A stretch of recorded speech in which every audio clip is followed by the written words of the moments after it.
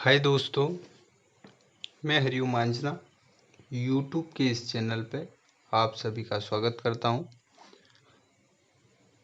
पिछले 3 पार्टों में हमने रेलगाड़ी के कुछ क्वेश्चनों को हल किया था। आज के अंतिम पार्ट में हम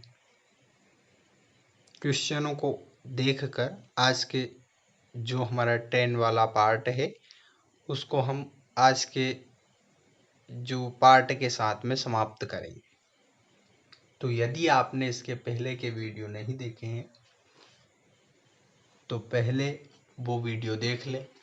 साथ ही साथ मैं जो पढ़ा रहा हूँ उसके बदले में आपसे सिर्फ एक ही निवेदन है कि आप मेरे चैनल को सब्सक्राइब नहीं किया है तो सब्सक्राइब कर ले, और यदि कर दिया है तो बहुत अच्छी बात है, और साथ ही साथ लाइक भी करें।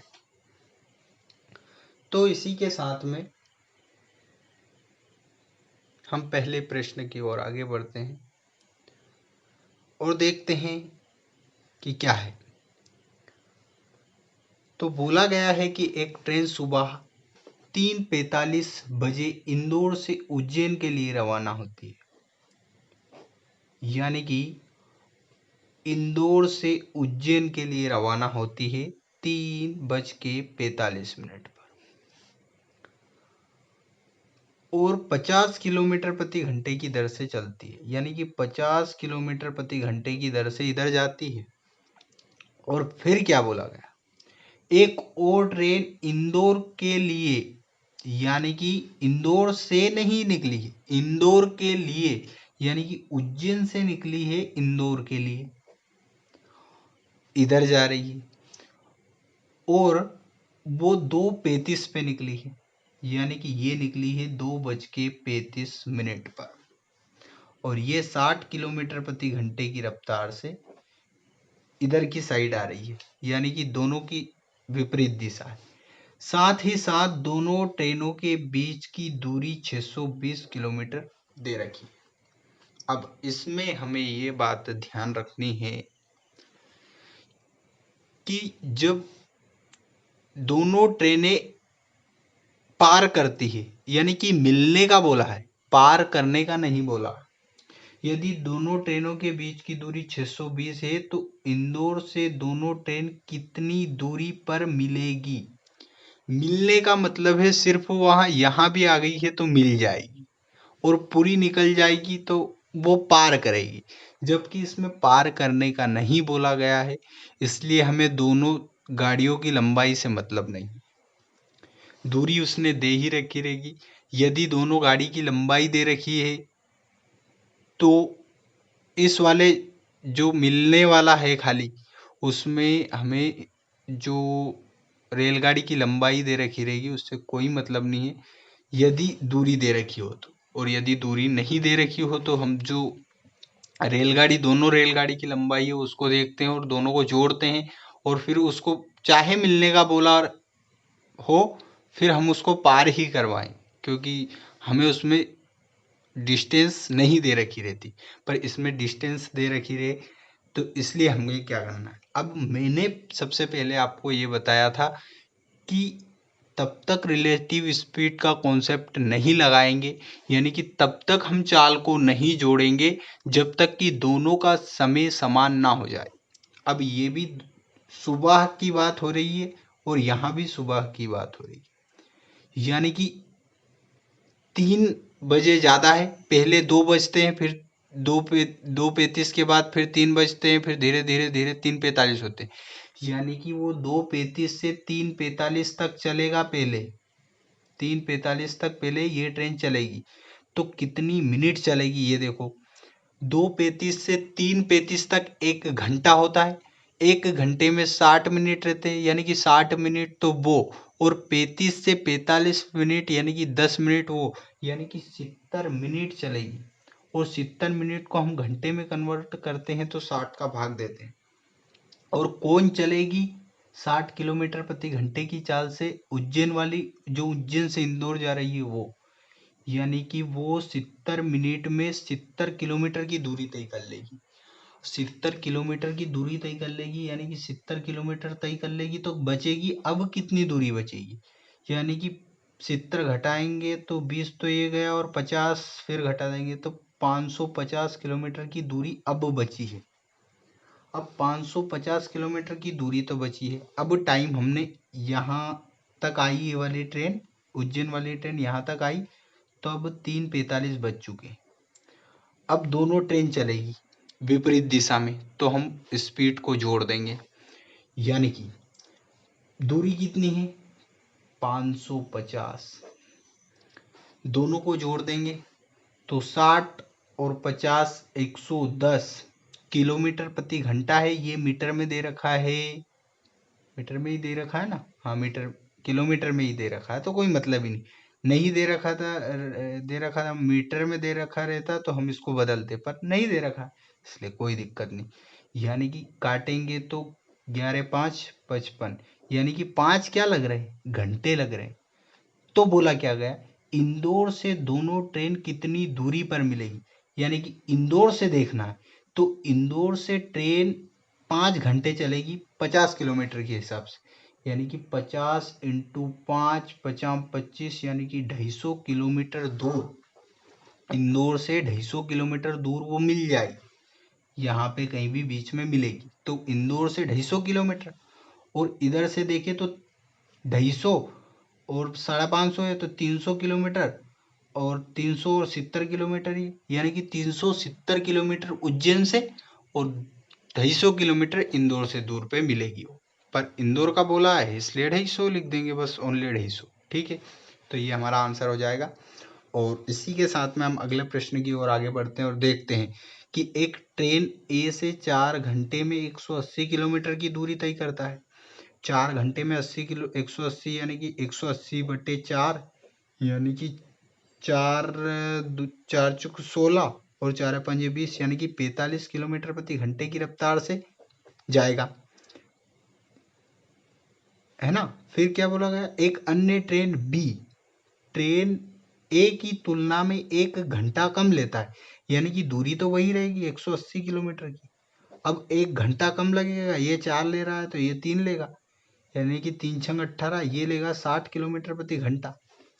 अब देखो, तो इन दोनों ट्रेनों द्वारा एक ही दिशा में कितना अंतर होगा, मतलब 1 घंटे तक ये भी चलेगी, यदि ये 1 घंटे में 45 किलोमीटर, क्योंकि 45 किलोमीटर प्रति घंटा है, तो 45 इंटू 1, 2 घंटे का बोलता है तो 45 इंटू 2 करते, इसलिए 1 का बोला है तो 45 इंटू 1, यानी कि 45 किलोमीटर यह चलेगा। ये 60 किलोमीटर प्रति घंटा है, यानी कि 60 इंटू 1, ये 60 किलोमीटर चलेगा। तो दोनों का अंतर देखना है, ये 45 किलोमीटर चलेगा और ये 60 किलोमीटर चलेगा, यानी कि दोनों का अंतर 15 किलोमीटर है, तो ये 15 किलोमीटर हमारा आंसर आ जाएगा। ठीक है, इसी का भी हमारा आंसर आ गया है। और इसी के साथ में हम अगले प्रश्न की ओर आगे बढ़ते हैं और देखते हैं क्या दे रखा है। तो देखते हैं हम क्या दे रखा है।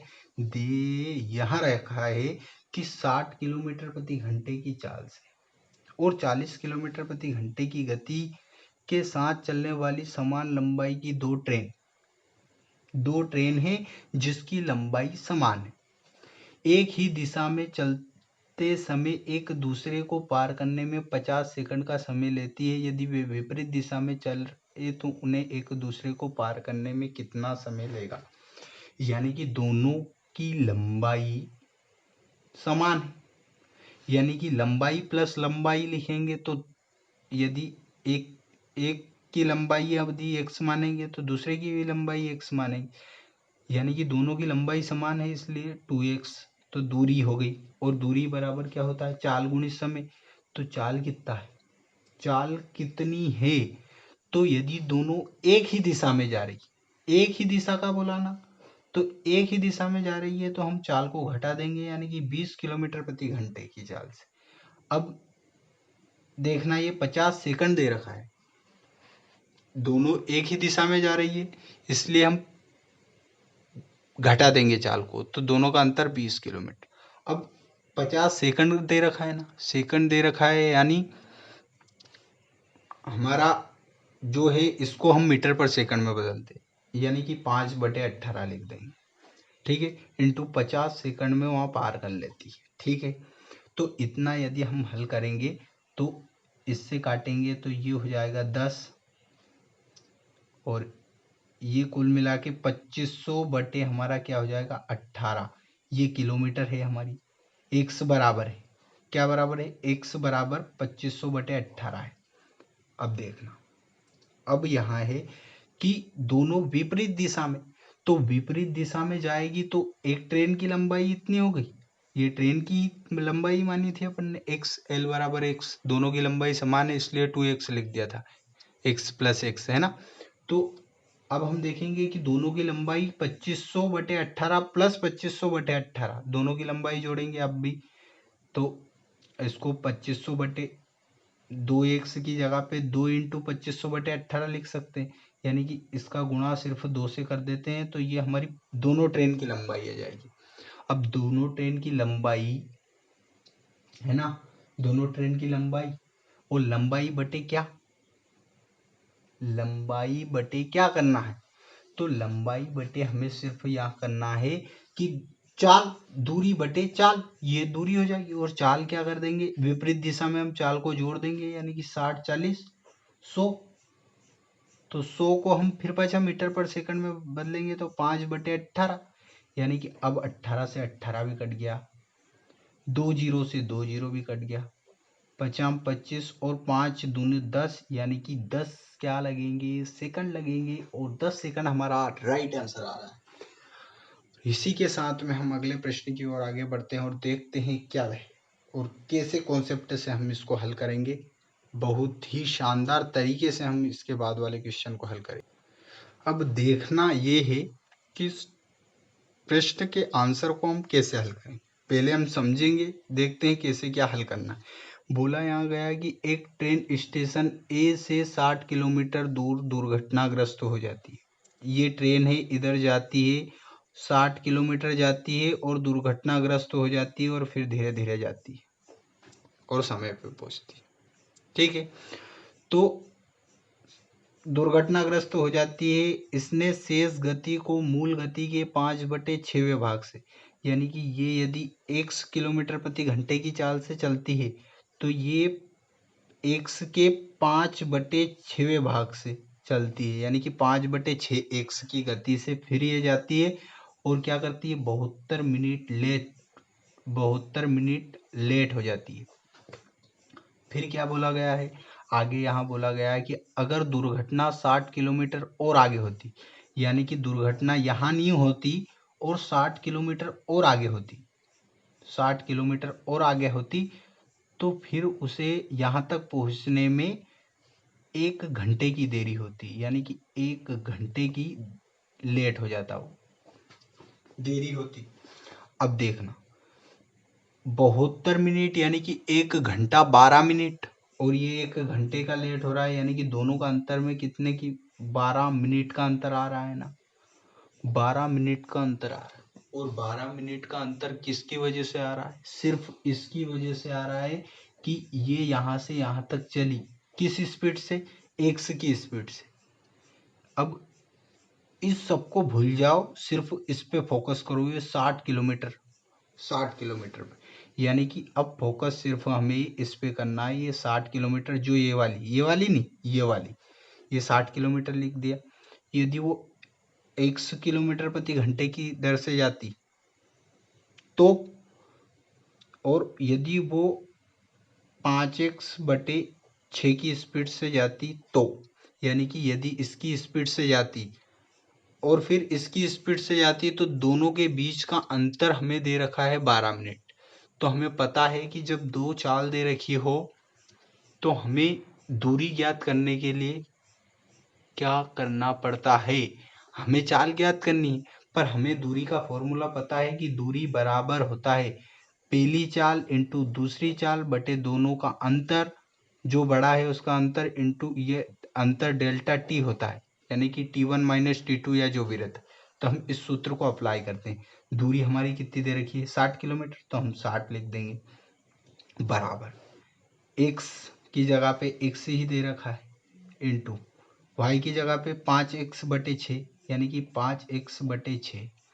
अब बटे में x माइनस वाई यानी कि दोनों का अंतर, तो दोनों का अंतर हम देखते हैं तो x माइनस 5x बटे 6 यानी कि अंतर देखेंगे तो ये 6 हो जाएगा यानी कि x बटे 6 आ जाएगा।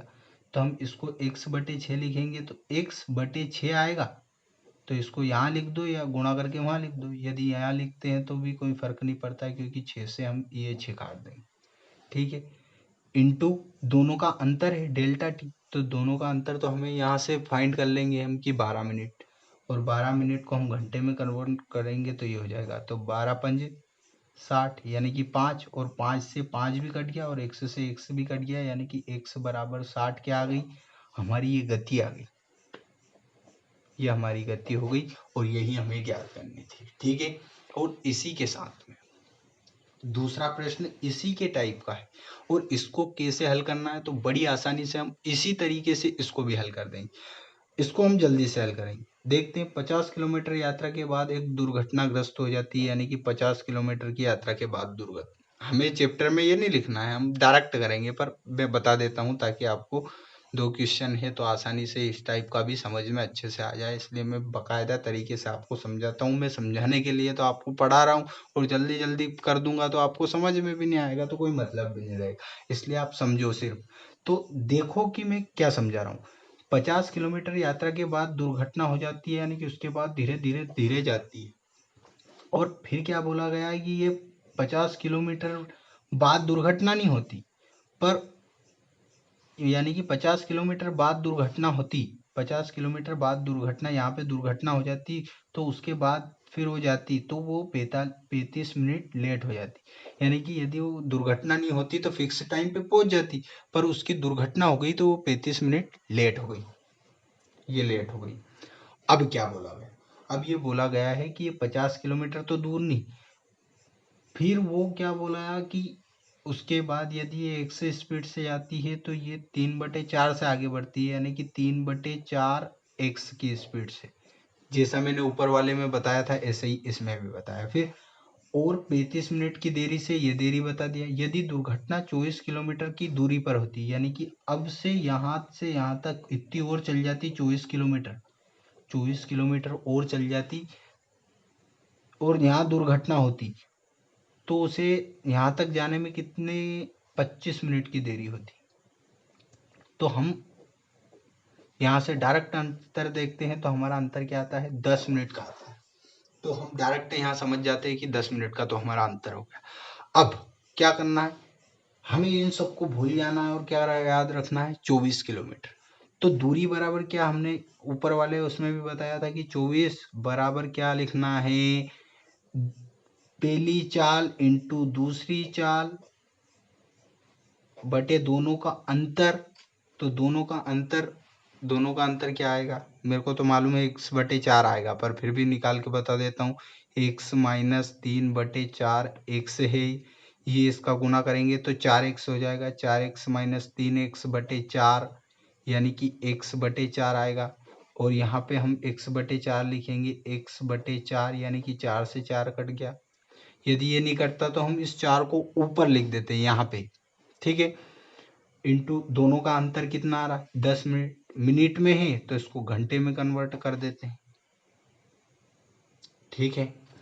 काटेंगे तो ये आ गया 3 दूना 6, यानी कि 24 बराबर x/2, यानी कि x बराबर 24 दूना 48 किलोमीटर प्रति घंटा, यानी कि यही हमारी क्या आ जाएगी, स्पीड ऑफ ट्रेन, ट्रेन की स्पीड, और यही हमारा आंसर है। और बहुत नजाकत से, बहुत तरीके से हमने इसके आंसर को सॉल्व कर दिया, और इसी के साथ में हम ट्रेन वाले पार्ट को यहीं पे फिनिश करते हैं, समाप्त करते हैं, और कल से हम कुछ नया तरीका, नए अंदाज में, नए टॉपिक को लेकर आए।